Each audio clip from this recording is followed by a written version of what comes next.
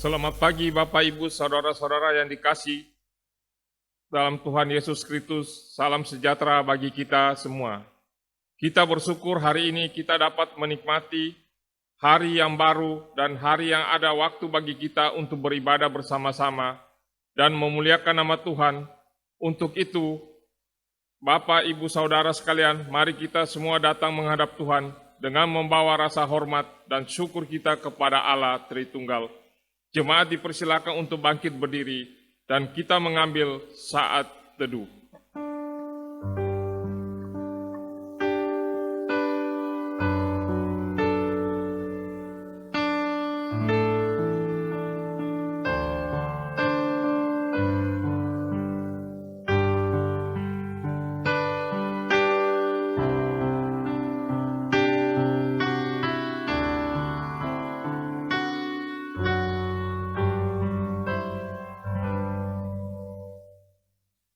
Ibadah kita hari ini dimulai dengan satu pengakuan bahwa pertolongan kita datangnya dari Allah yang menjadikan langit dan bumi beserta segala isinya dan yang tidak pernah meninggalkan hasil perbuatan tangannya.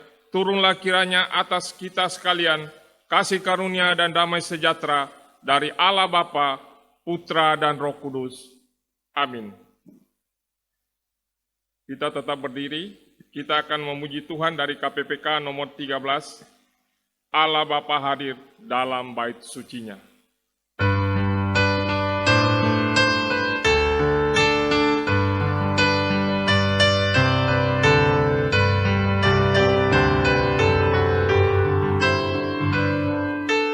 Allah Bapa hadir dalam bait sucinya, sembah sujudlah padanya.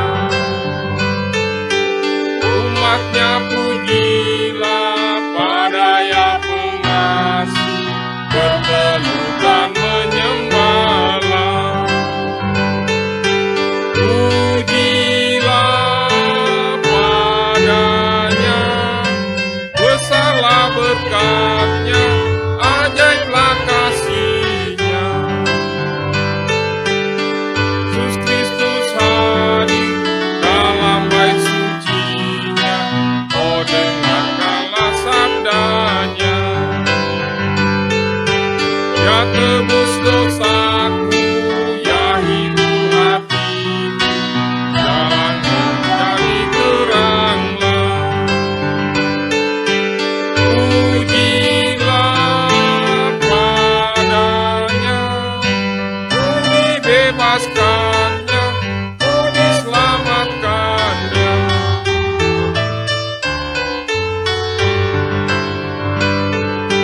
Roh Kudus hadir dalam bait suci-Nya dan berdiam di dalamku. Jadikan hatiku baikku yang kudus, kehendakmu genaplah. Pujilah padanya dalam bait kudus-Nya, selamanya puji-Dia.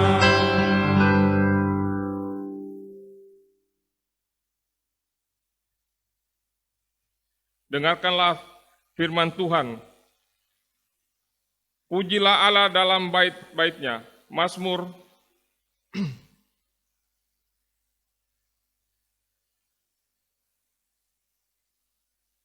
Mazmur untuk korban syukur. Bersorak-soraklah bagi Tuhan hai seluruh bumi. Beribadahlah kepada Tuhan dengan sukacita. Datanglah ke hadapan-Nya dengan sorak-sorai. Ketahuilah bahwa Tuhanlah Allah, Dialah yang menjadikan kita dan punya Dialah kita, umat-Nya dan kawanan domba gembalaannya. Masuklah melalui pintu gerbang-Nya dengan nyanyian syukur, ke dalam pelataran-Nya dengan puji-pujian. Bersyukurlah kepada-Nya dan pujilah nama-Nya. Sebab Tuhan itu baik, kasih setia-Nya untuk selama-lamanya, dan kesetiaan-Nya tetap turun-temurun. Jemaat dipersilakan untuk duduk kembali. Kita akan memuji Tuhan dari KPPK nomor 287. Kita akan masuk dalam doa syafaat.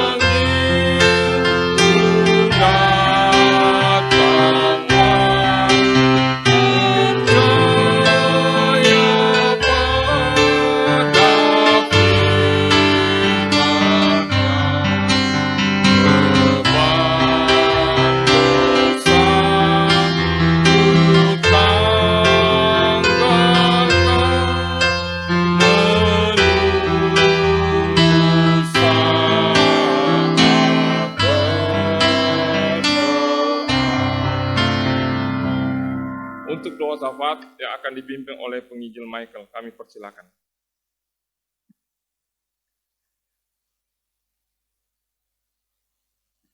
Selamat pagi jemaat sekalian. Pagi hari ini saya akan memimpin kita di dalam doa syafaat. Mari bersama-sama kita berdoa. Bapa yang di surga, di saat ini kami bersyukur kepada Engkau yang boleh memelihara kehidupan kami di sepanjang 1 minggu yang boleh kami jalani. Kami bersyukur untuk rahmat-Mu yang besar dan cinta kasih-Mu yang boleh begitu nyata dalam kehidupan kami. Secara khusus kami juga bersyukur untuk pemeliharaan-Mu bagi ketiga saudara-saudari kami yang boleh berulang tahun di minggu ini.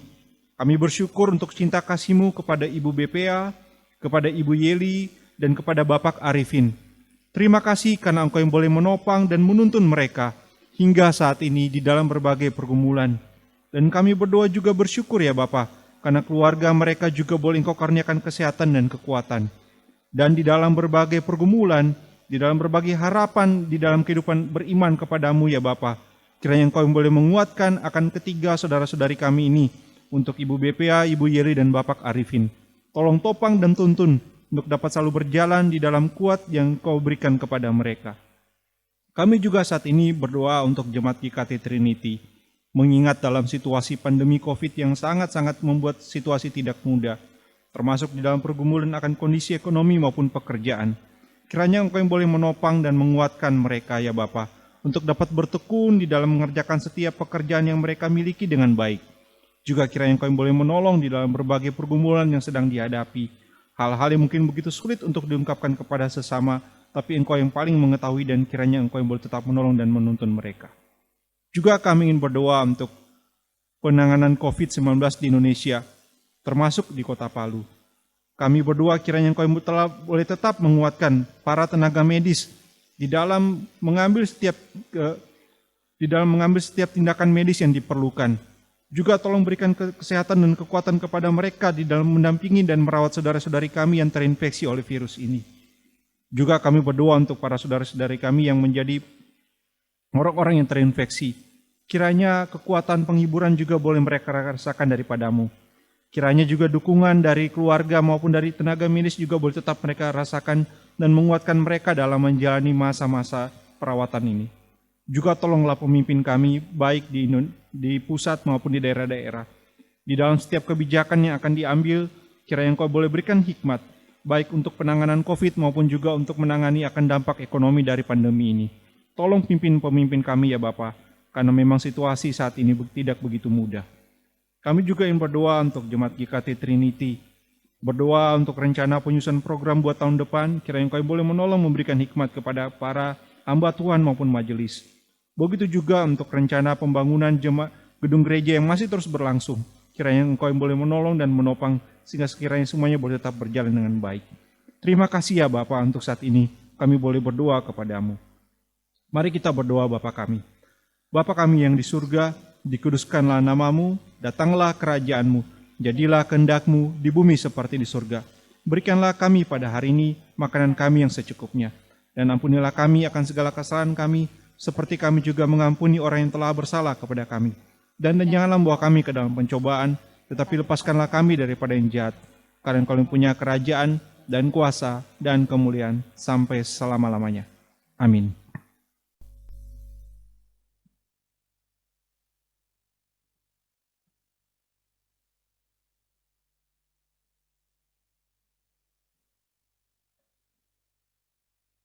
Berikut kita akan mendengarkan kebenaran firman Tuhan yang akan disampaikan oleh hambanya Saudara Frankie.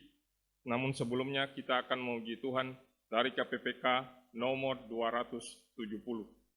Penuhiku dengan firman-Mu. Kita memuji Tuhan 2 kali.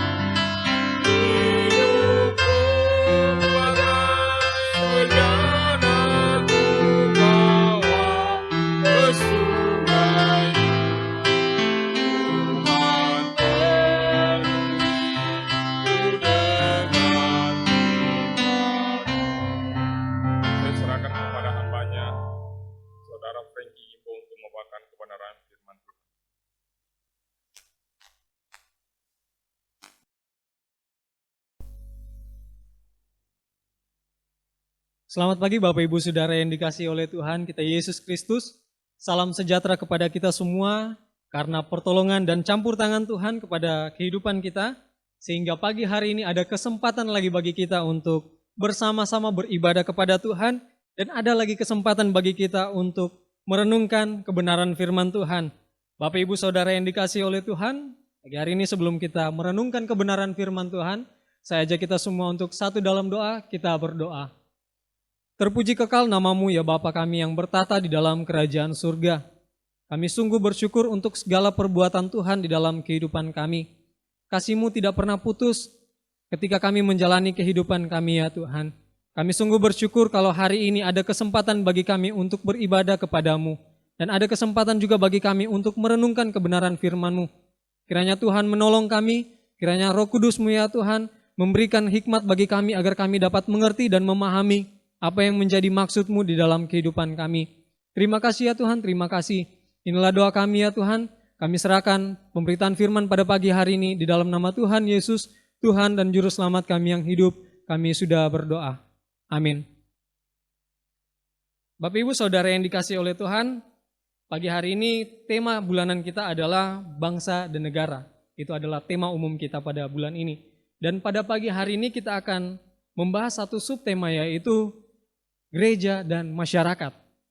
Nah, dan sesuai dengan kalender gerejawi pagi hari ini kita akan belajar dari satu kebenaran firman Tuhan yang terdapat di dalam Matius pasalnya yang ke-14, ayat 13 hingga ayatnya yang ke-21.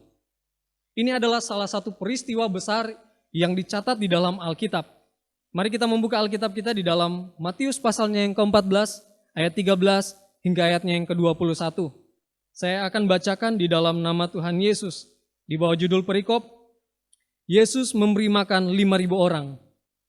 Setelah Yesus mendengar berita itu, menyingkirlah ia dari situ dan hendak mengasingkan diri dengan perahu ke tempat yang sunyi. Tetapi orang banyak mendengarnya dan mengikuti dia dengan mengambil jalan darat dari kota-kota mereka. Ketika Yesus mendarat, ia melihat orang banyak yang besar jumlahnya, maka tergeraklah hatinya oleh belas kasihan kepada mereka, dan ia menyembuhkan mereka yang sakit. Menjelang malam, murid-muridnya datang kepadanya dan berkata, "Tempat ini sunyi dan hari mulai malam. Suruhlah orang banyak itu pergi supaya mereka dapat membeli makanan di desa-desa." Tetapi Yesus berkata kepada mereka, "Tidak perlu mereka pergi. Kamu harus memberi mereka makan." Jawab mereka, "Yang ada pada kami di sini hanya 5 roti dan 2 ikan." Yesus berkata, "Bawalah kemari kepadaku." Lalu disuruhnya orang-orang itu duduk di rumput, dan setelah diambilnya 5 roti dan 2 ikan itu, Yesus menengadah ke langit dan mengucap berkat, lalu memecah-mecahkan roti itu dan memberikannya kepada murid-muridnya, lalu murid-muridnya membagi-bagikannya kepada orang banyak, dan mereka semua makan sampai kenyang. Kemudian orang mengumpulkan potongan-potongan roti yang sisa, 12 bakul penuh. Yang ikut makan kira-kira 5.000 laki-laki, tidak termasuk perempuan dan anak-anak. Berbahagialah bagi kita yang mendengarkan dan merenungkan firman Tuhan, terlebih bagi kita yang melakukan firman Tuhan di dalam kehidupan kita setiap hari. Bapak Ibu Saudara yang dikasihi oleh Tuhan, peristiwa ini adalah peristiwa yang tidak asing lagi di telinga kita. Dari sekolah minggu, mungkin kita sudah mendengarkan cerita ini, sudah sering kali diceritakan, bahkan sering kali kisah ini dikhotbahkan dan sering kali kita dengarkan. Tetapi pagi hari ini kita akan kembali belajar dari hal ini. Kita kembali belajar dari peristiwa ini. Bapak Ibu Saudara, peristiwa Yesus memberi makan 5.000 orang, ini terjadi ketika Yesus bersama murid-muridnya pergi mengasingkan diri setelah mendengarkan kabar tentang kematian Yohanes Pembaptis. Namun dalam hal ini Yesus menyingkir bukan karena kematian itu, tetapi Yesus menyingkir disebabkan pikiran Herodes tentang dirinya yang berpikir bahwa Yesus adalah Yohanes Pembaptis yang telah bangkit dari antara orang mati. Karena Herodes menyangka bahwa Yesus adalah Yohanes Pembaptis yang telah bangkit dari antara orang mati. Nah, Bapak Ibu Saudara yang dikasihi oleh Tuhan, ketika Yesus sampai di tepi, perahunya itu mendarat di tepi danau, Yesus melihat orang banyak yang mengikuti dirinya. Orang banyak yang berupaya untuk mencari Yesus, orang banyak yang berupaya untuk mengikuti Yesus, orang banyak yang bersusah payah mencari karena mereka membutuhkan Tuhan Yesus. Bahkan mereka harus berjalan kaki demikian jauhnya, menyusuri daratan, menyusuri pantai, untuk dapat berjumpa dengan Tuhan Yesus Kristus. Bapak Ibu Saudara, kehadiran Yesus memberikan satu dampak, memberikan perubahan karena yang sakit disembuhkan dan yang mereka perlukan mereka dapatkan. Nah, Bapak Ibu Saudara, dari pribadi Yesus ini kita akan kembali belajar bagaimana seharusnya kehadiran gereja dapat memberikan pengaruh dan berdampak di tengah-tengah masyarakat. Sehingga masyarakat atau orang-orang di sekitar gereja itu dapat merasakan kehadiran gereja tersebut. Nah, pertanyaannya bagaimana kehidupan Yesus di tengah-tengah masyarakat? Dari perikop ini ada dua hal yang akan kita lihat, dan dua hal itu ada saya dapatkan di dalam pembacaan kita pada pagi hari ini. Yang pertama, kehidupan Yesus di tengah masyarakat adalah Yesus memiliki kepekaan. Itu dapat kita lihat di ayatnya yang ke-14. Nah, dalam kamus bahasa Indonesia, kamus besar bahasa Indonesia, peka berarti mudah merasakan. Dan kepekaan berarti mudah bergerak. Yesus Kristus adalah Tuhan kita memiliki kepekaan yang sangat besar. Mudah merasakan apa yang manusia rasakan, perasaannya mudah dan sangat mudah untuk tersentuh, sangat peka. Di dalam ayat 14 tertulis di sana, ketika Yesus mendarat, ia melihat orang banyak yang besar jumlahnya, maka tergeraklah hatinya oleh belas kasihan kepada mereka dan ia menyembuhkan mereka yang sakit. Garis bawahi kalimat tergerak hatinya oleh belas kasihan. Bapak Ibu Saudara, melihat orang banyak yang datang kepadanya, orang banyak yang berupaya untuk berjumpa dengan pribadi Yesus. Mereka datang mencari Yesus karena mereka sangat membutuhkan pertolongan dari Tuhan Yesus. Sehingga ketika Tuhan Yesus melihat mereka, itu membuat perasaannya tersentuh. Hatinya menjadi tergerak, sehingga ia menaruh belas kasihan kepada mereka. Dengan hanya melihat mereka membuat perasaannya digerakkan, Bapak Ibu Saudara. Ini menunjukkan hati seorang bapa yang begitu mengasihi anak-anaknya. Hati yang begitu peka dengan penderitaan orang lain. Berbeda dengan manusia, Bapak Ibu Saudara. Kadang-kadang manusia itu ketika melihat orang lain ingin datang mencari dan mencari pertolongan kepada dirinya, kadang-kadang orang itu menjadi menggerutu. Kadang-kadang juga secara pribadi kita ketika melihat orang mau datang kepada kita untuk meminta pertolongan, dalam hati kita sudah menggerutu, dia lagi, mau minta tolong lagi. Tetapi berbeda dengan Tuhan Yesus, Bapak Ibu Saudara. Tidak ada pribadi yang begitu mengasihi setiap orang seperti Tuhan Yesus Kristus. Yesus sangat memahami setiap orang, Yesus sangat memahami setiap perasaan dari setiap umatnya. Bahkan ia tahu apa yang diperlukan oleh setiap manusia. Sehingga ketika ia melihat orang banyak itu, tergeraklah hatinya oleh belas kasihan kepada mereka semua. Yesus mengasihi manusia karena ia memilih untuk mengasihi. Kita melihat kepekaan hati Yesus yang luar biasa. Kepekaan hati itu timbul karena didasari oleh kasihnya kepada manusia. Melihat mereka yang memiliki kebutuhan fisik yang harus dipenuhi membuatnya tergerak. Membuat hatinya tergerak, Bapak Ibu. Sehingga selanjutnya dijelaskan, Yesus menyembuhkan mereka yang sakit.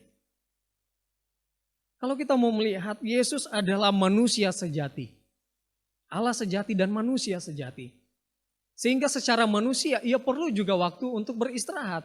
Perlu untuk menenangkan diri. Tetapi dalam hal ini, jika kita perhatikan, dia tidak melakukan itu. Yesus tidak melakukan untuk beristirahat. Padahal kalau kita melihat dalam perikop ini, Yesus menyingkirkan diri dengan satu tujuan, yaitu untuk beristirahat. Dia menyingkirkan diri agar dia dapat beristirahat bersama dengan murid-muridnya. Namun dia tidak melakukan itu. Tetapi sebaliknya bahwa karena kasihnya kepada orang banyak itu, ia melayani mereka semua.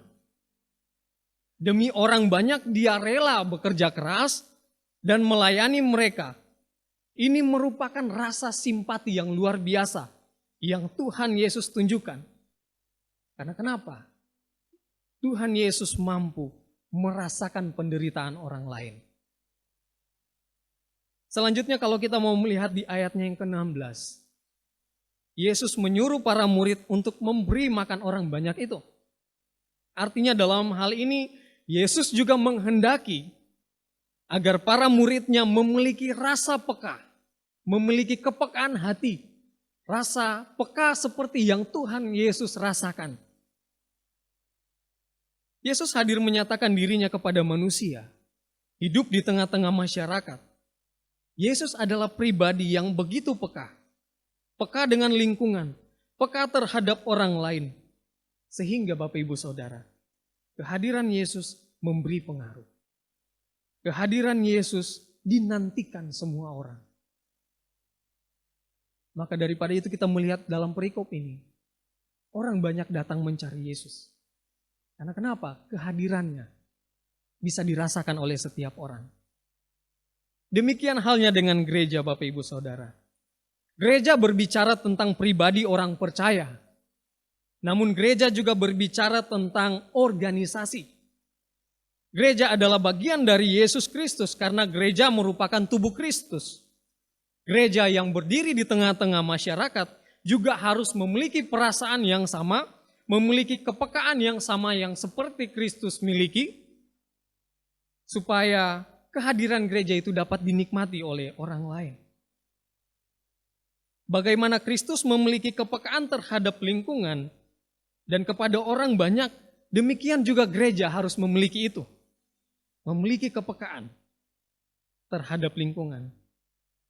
Bapak Ibu Saudara, Tuhan Yesus sudah menunjukkan teladan. Tuhan sudah memberikan contoh kepada kita semua. Untuk kita ikuti, untuk kita mengikuti teladan itu. Mari kita merenungkan hal ini Bapak Ibu. Sungguh luar biasa yang Tuhan Yesus telah lakukan. Dia begitu peka terhadap permasalahan yang manusia hadapi. Peka terhadap persoalan-persoalan pribadi kita. Pertanyaannya, bagaimana dengan pribadi kita? Bagaimana dengan gereja kita? Mari kita bertanya di dalam hati kita. Apakah kita telah memiliki kepekaan itu? Apakah gereja kita sudah memiliki perasaan yang sama seperti pribadi Kristus? Memiliki kepekaan terhadap lingkungan. Mari kita bersama belajar dari hal ini. Belajar dari guru agung kita, yaitu Yesus Kristus, memiliki kepekaan hati terhadap lingkungan, yang peka terhadap orang di sekitar. Itu bagian yang pertama Bapak Ibu Saudara. Bagian yang kedua yang dapat kita ambil dari peristiwa ini. Bagaimana kehidupan Yesus Kristus di tengah-tengah masyarakat adalah memiliki kepedulian. Itu dapat kita perhatikan di ayatnya yang ke-15 hingga ayatnya yang ke-21.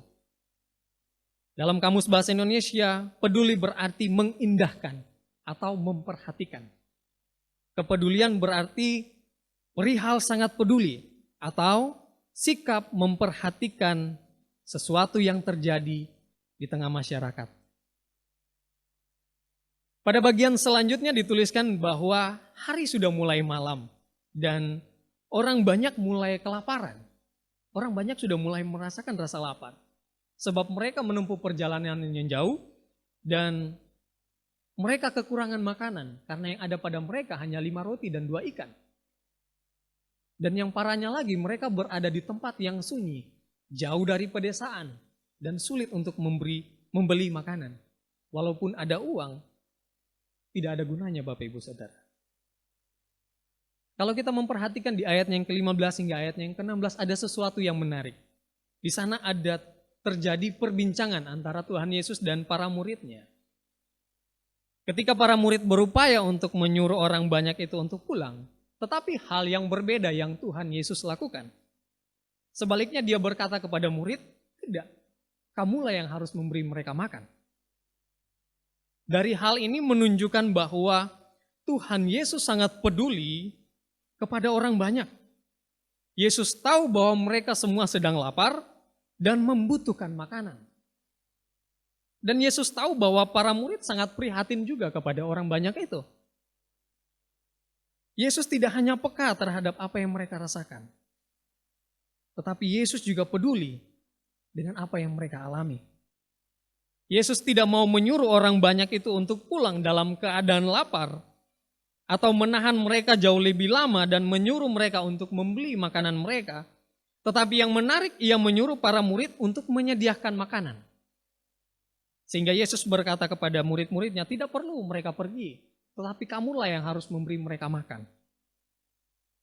Pada bagian ini Yesus tidak menyerahkan tanggung jawab itu sepenuhnya kepada para murid-muridnya. Karena Yesus sendiri pun tahu apa yang harus dia lakukan. Yesus tahu. Di dalam Yohanes pasal yang ke-6 ayatnya yang ke-5 hingga ayatnya yang ke-6 di sana tercatat, ketika Yesus memandang sekelilingnya dan melihat bahwa orang banyak berbondong-bondong datang kepadanya, berkatalah ia kepada Filipus, "Di manakah kita akan membeli roti supaya mereka ini dapat makan?" Hal itu dikatakannya untuk mencobai dia, sebab ia sendiri tahu apa yang hendak dilakukannya. Dari penjelasan ayat ini Bapak Ibu Saudara, sangat terlihat jelas kepedulian Yesus kepada orang banyak.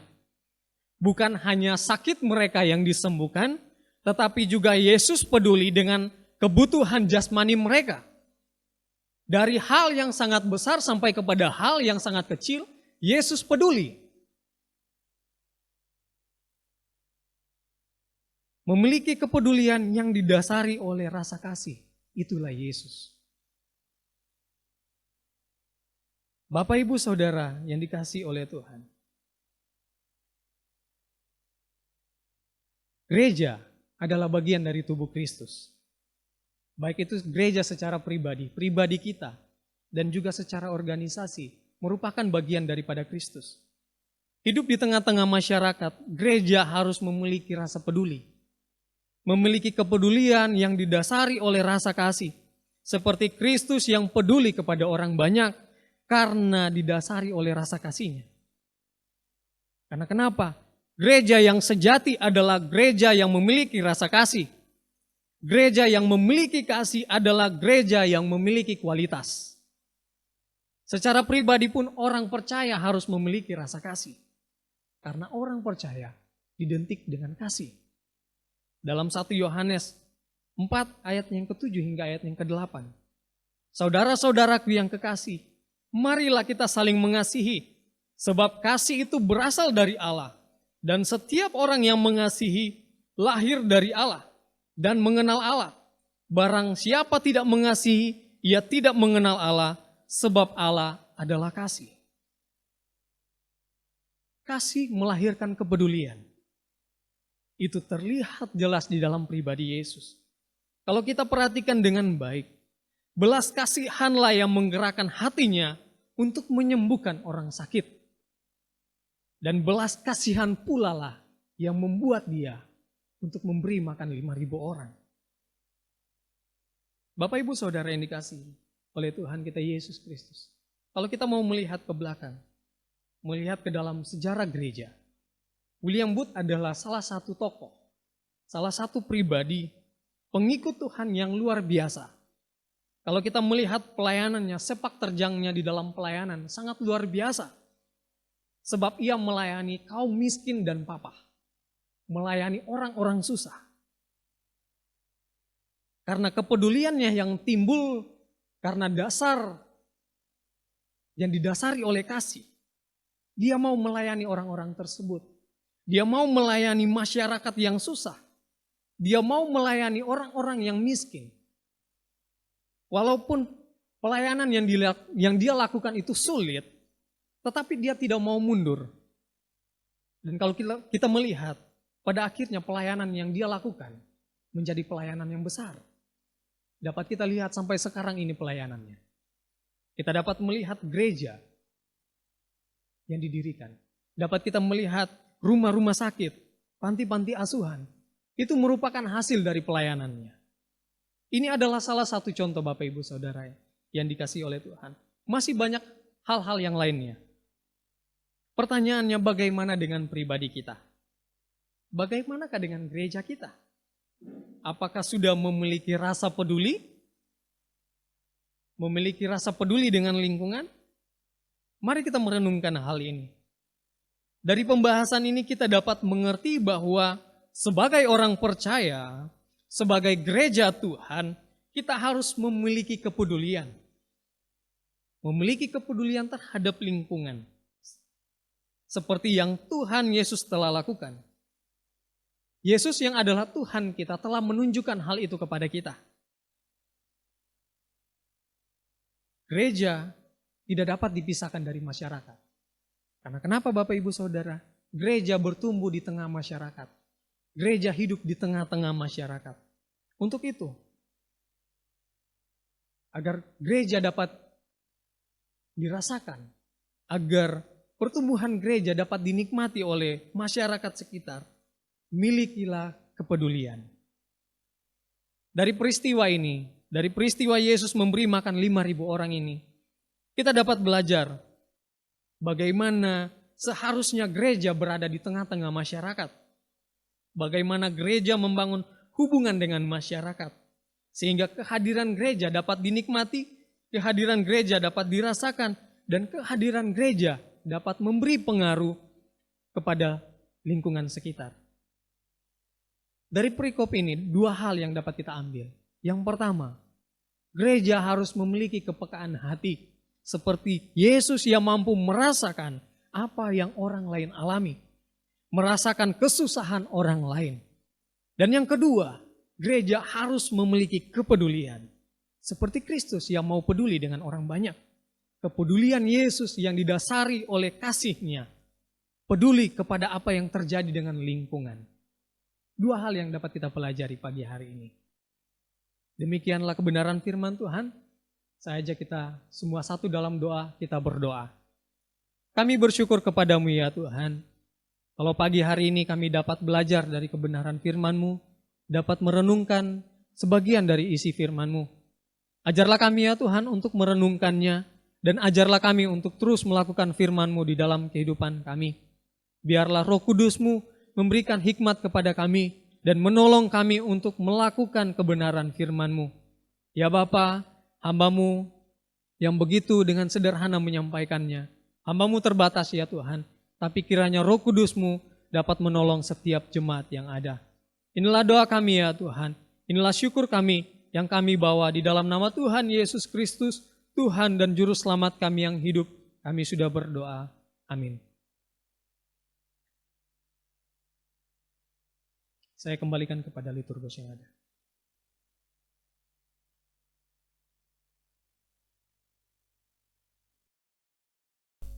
Terima kasih untuk Saudara Frankie yang sudah membentangkan kebenaran firman Tuhan.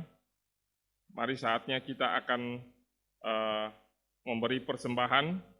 Kita akan memuji Tuhan dari KPPK nomor 326. Jadikan aku saluran berkat.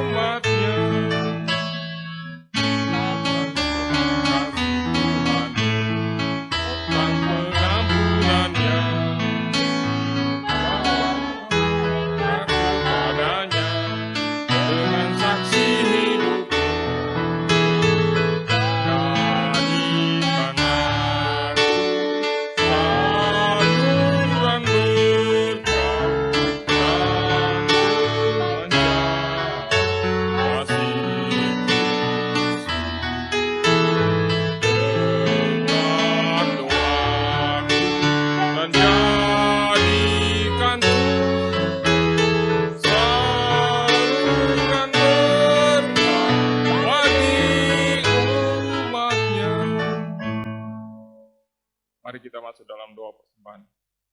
Tuhan, terima kasih karena Engkau Allah yang begitu baik, Allah yang tidak pernah meninggalkan kami, Allah yang terus memberkati kehidupan kami. usaha pekerjaan kami, keluarga kami, dan seluruh apa yang kami buat. Tuhan terus memberkati. Tuhan walaupun dalam situasi kondisi saat ini Tuhan dalam keadaan sulit secara ekonomi, tetapi kami percaya Tuhan tetap memberkati usaha pekerjaan kami sebagai anak-anak-Mu. Terima kasih persembahan yang sudah diberikan kepada Engkau Tuhan untuk usaha pekerjaan-Mu, khususnya di GKT Trinity, untuk kelanjutan pelayanan ini Tuhan. Tuhan berkati usaha pekerjaan kami, berkati keluarga kami, anak-anak kami, berkati semuanya kami Tuhan. Jemaat-Mu yang sudah mau memberikan persembahan maupun yang belum sempat memberikan.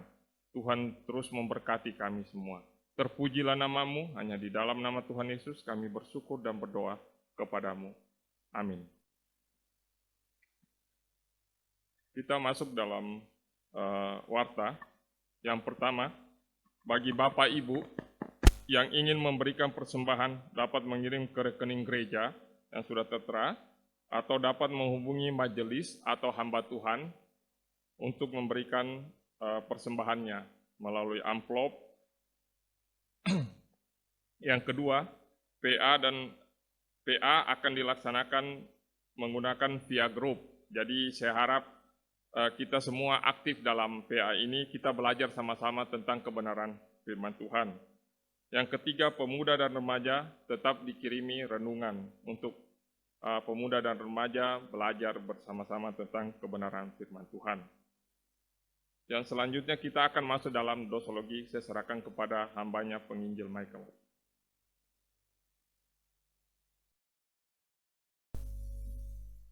Mari jemaat sekalian, kita akan mengakhiri ibadah kita pagi hari ini. Saya mengajak kita semua untuk bangkit berdiri. Kita akan menaikkan pujian doksologi.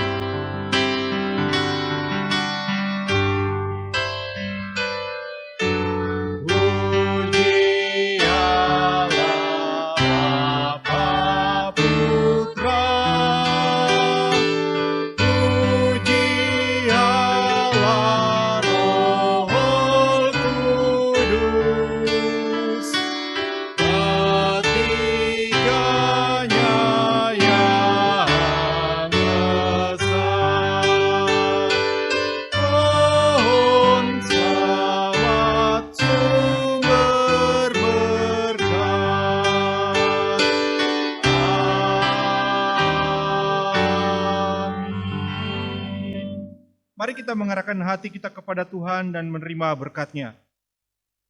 Tuhan memberkati kita dan melindungi kita. Tuhan menyinari kita dengan wajah-Nya dan memberi kita kasih karunia. Tuhan menghadapkan wajah-Nya kepada kita dan memberi kita damai sejahtera dari sekarang hingga selama-lamanya. Amin.